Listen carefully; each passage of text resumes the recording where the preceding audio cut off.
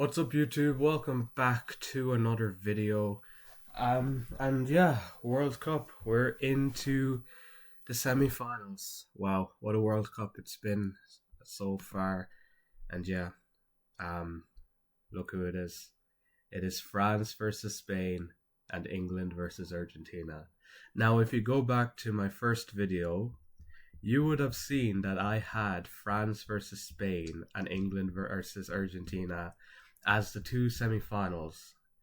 I mean, what can I say? Look, I'm just a humble football guy. I don't consider myself an expert, but I mean, that's quite crazy. Got that one right.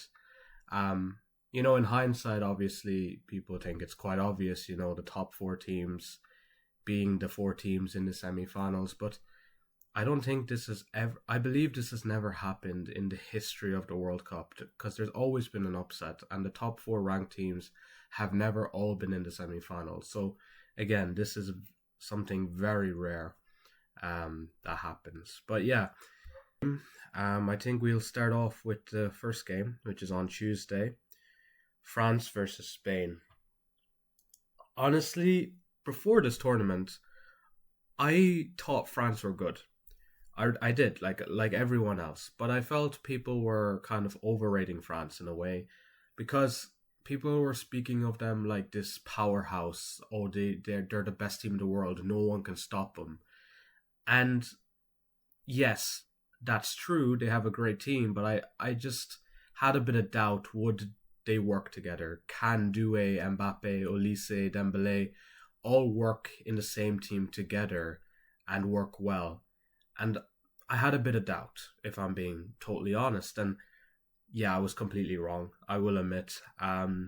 Those four, those five, all the attackers for France have just been incredible together. Especially Olise and Mbappe, the two standouts for me. Yeah, just incredible. This French team is honestly the best French team I've ever seen. I haven't seen too many French teams, but yeah, it's better than that 2018 French team for me because this team is just incredible. And Mbappe, wow, this Mbappe is incredible. Yeah, look, France previous game got a really good result against Morocco, a hard fought win. Although Morocco were disappointing. I thought they would give more of a fight, but unfortunately, France are just a bit too strong for them. But yeah, France, this tournament has been incredible defensively as well. Bit underrated, honestly. They've also been really, really good. But now, moving on to Spain. Spain, Spain's been a weird one because, like, prior to the Belgium game, they hadn't conceded a goal at the World Cup, and that is really impressive to not even concede once. Wow. Obviously, the caliber of opponents they played weren't necessarily the best, aside from Portugal. Still, not to concede any goals is still a great achievement, especially considering people looked at that Spanish defense before the tournament and said that's what their downfall is going to be, that defense, and for them not to even concede one goal prior to the last game is incredible, really. Yeah, look, the Spain team hasn't been anything flashy. In fact, it's been the complete opposite of the French team.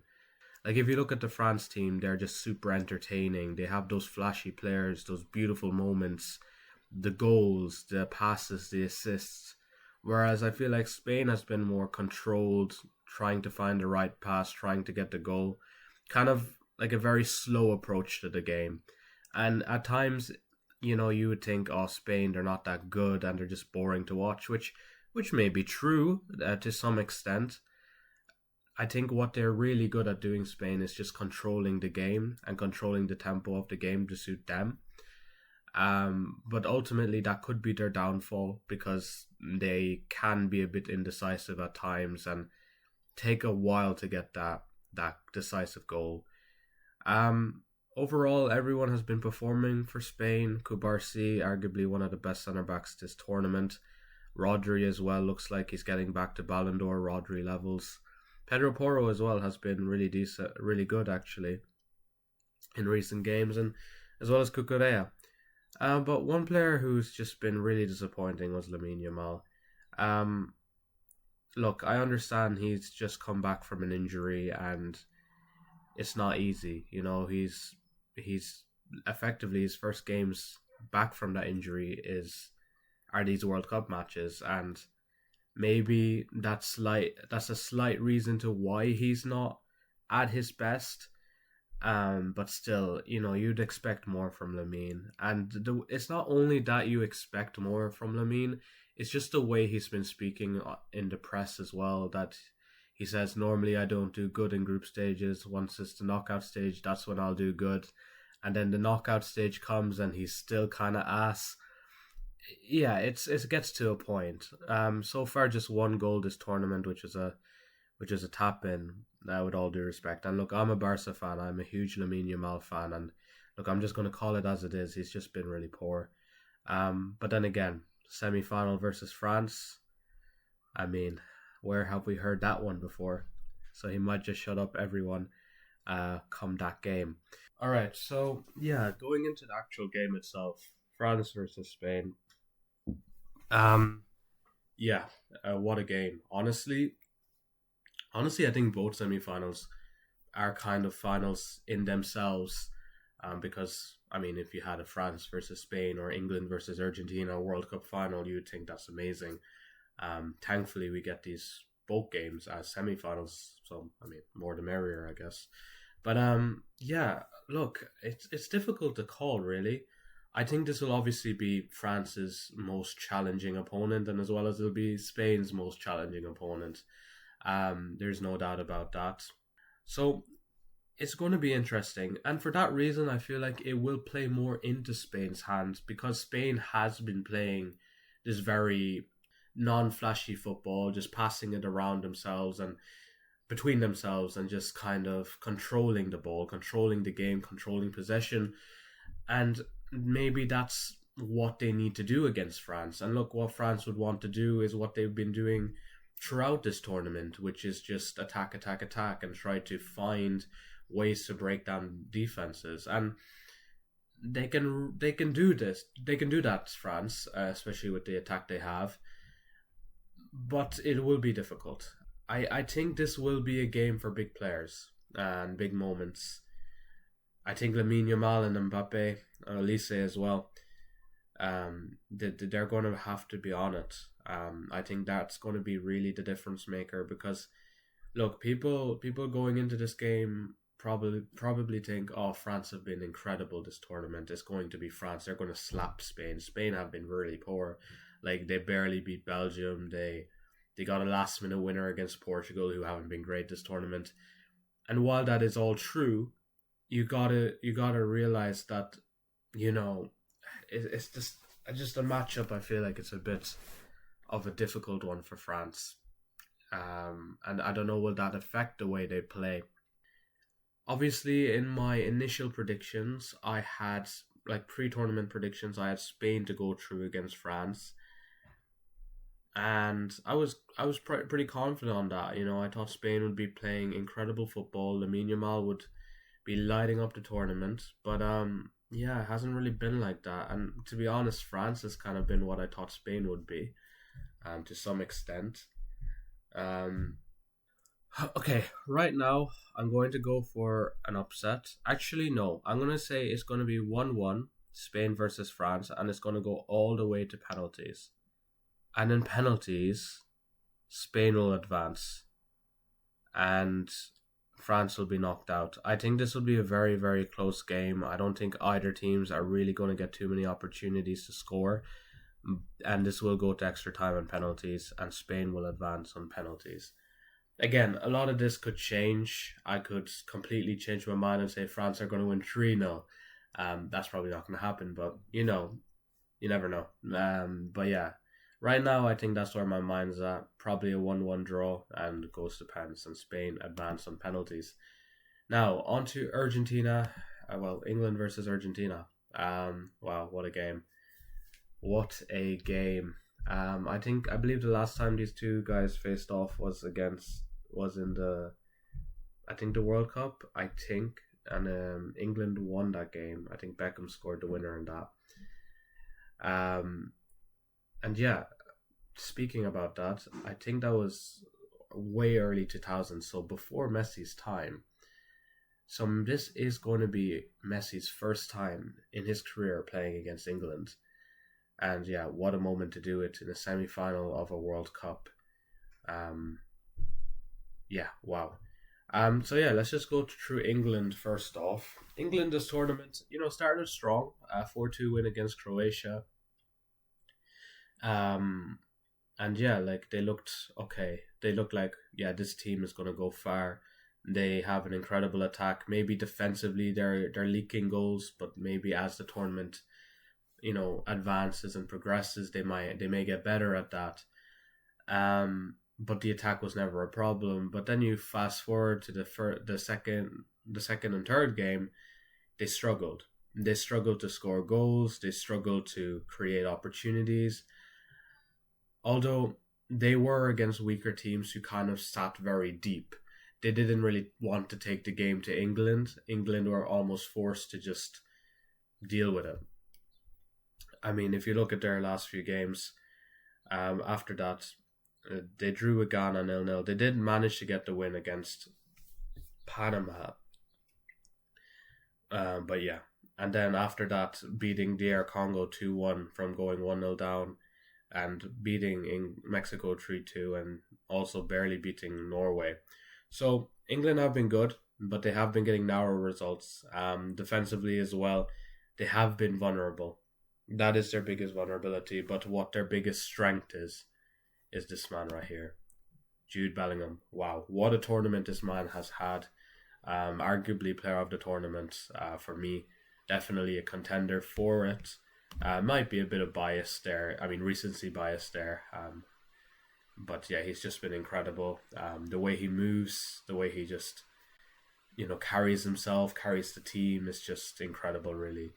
I never really had high praise for Jude Bellingham. I thought he was a good player. I didn't think he was I thought he was world class, but I didn't think he was like this Pedri level, or you couldn't compare him to the best midfielders in the world, like João Neves, Pedri, players like that. But he's on another level. I think he's such a unique midfielder as well. Like I don't really know who I can compare Jude Bellingham to, because he's genuinely that unique. And I think that's why I never really rated him, because I had no one to compare him to, because I never really understood his role. But yeah, he's the star of that England team, along with Harry Kane. But yeah, Jude Bellingham, I think without his goals and contributions, England would be in a much, much worse place. They might be on the flight back home to London or England or wherever they are based. So England obviously with with a lucky win, some would say, against Norway. There were some questionable calls, but ultimately they were the better team. I mean, they did get the 2 goals, and ultimately Norway weren't able to respond. So yeah, England looking strong, highly motivated, and yeah, they look hungry for the first time in a long time. I feel like this England team is showing heart and hunger and actually fighting for the badge. Because I feel like a lot of the time previously with England, they've always just seemed like, okay, they have a good team on paper, but they're just playing football to play football. But now I feel like they're playing with a purpose. And I don't know what's changed for England. Has someone said something? Is there like a new feeling in the dressing room? But they more, they have more passion, I would say, and they have more heart, which I love to see with this England side. And yeah, look, semi-finals, great position to be in, but they are facing Argentina. And look, Argentina have been, I'll just be blunt. I think they have been the worst of the 4 semi-final teams. I don't think anyone can really disagree with that. Yeah, I mean, they started the tournament off so well. Messi hat-trick, 3-0 against Algeria, match day 1. Then match day 2, I think was a 2-0 win versus Austria. Messi again with a brace. And then obviously Messi comes off the bench, and I think it was 2 or 3-1 against Jordan. So obviously a really strong start to the tournament. People are thinking, okay, here we go, Argentina, Messi. Oh, he's going to do it again. They're going to dominate. But once we got to the knockouts, they haven't necessarily been convincing, to say the least. Messi's been carrying this Argentina team, without a doubt. No one was giving him any help until last night, where Alvarez decided to step up and finally get his account open at this year's World Cup. What a beautiful goal, by the way. That's what Alvarez is capable of. And yeah, I'm glad he finally got his goal. Hopefully that means he will have more confidence to try more things and hopefully score more goals for Argentina. But yeah, going back to Argentina and the knockouts, obviously they had a shock result, if I'll be honest. They did end up winning, but going to extra time with Cape Verde, wow. But I don't necessarily think that's bad on Argentina. I think that's just a testament to how good Cape Verde have been this tournament. For me, has been the dark horse of the tournament. Like I know they got eliminated in the round of 32, but like no one even expected them to get out of the groups. I mean, I did expect them to do well. I'm not trying to take credit or anything, but you know, no one, like everyone, like if you watch prediction videos, some people had them in third, but a lot of people had them getting grouped. And for them to take the game for them to finish second in the group and take the game to Argentina all the way to extra time, and yeah, it was an incredible performance by Cape Verde. And you kind of forgive that. Okay, Cape Verde super team, whatever. But then you go on to the round of 16, and this Egypt side. And look, no disrespect to Egypt, but they haven't necessarily been the most convincing team this tournament. And Argentina struggled versus them. And that game that game didn't go to extra time, but they went 2-0 down. And then maybe some people say they were lucky enough to be 3-0 down, but we won't get into that. But they managed to make the comeback. And against Switzerland as well, they were taken to extra time, and then obviously in extra time we know what happened. Alvarez with that beauty of a goal. As concerning as it has been with Argentina, what I do see is heart, fight, and hunger. And that hunger especially is something important to focus on, because I feel like a lot of people prior to this tournament was feeling like, okay, Argentina are a good team, but will they have that hunger? Will they have that desire to win it again? Because they already have done it. And these last 3 games has given us the answer to that question. And quite frankly, it's yes. They have the desire. They have the hunger. They have it. They want to win it again. They're not just satisfied with 1. They want 2. Yeah, despite how poor Argentina have been, Cape Verde, Egypt, and Switzerland, maybe not Switzerland, but Cape Verde and Egypt are teams Argentina should be beating in 90 minutes. They should be comfortably beating them, not needing a miracle comeback with 10 minutes left to go. But it's still a testament to Argentina that the fight they still have, and their willingness to win. Yeah, look, it's going to be a very interesting game. Before I get into this, I believe Argentina have won every semi-final they have played in their history. They have never lost a semi-final in the World Cup. In the World Cup, they have never lost a semi-final they've been a part of. That is very interesting. Of course it is. But at the same time, the past, ultimately, it doesn't affect this team now. This doesn't mean that Argentina are guaranteed to go through or anything. But it is an interesting fact to look at and bring up, and it just shows this mentality that the Argentinians do have, not just now, but in previous generations, of wanting to win, especially when they are so close.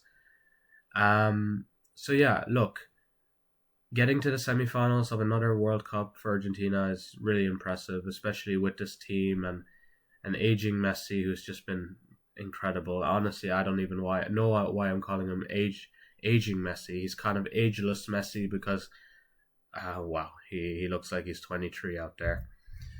But yeah, Lionel Scaloni, throughout this tournament, he has been a bit disappointing in the sense that he hasn't been playing players like Valentine Barco, and Nico Paz, and young, exciting players like that, and Simeone as well.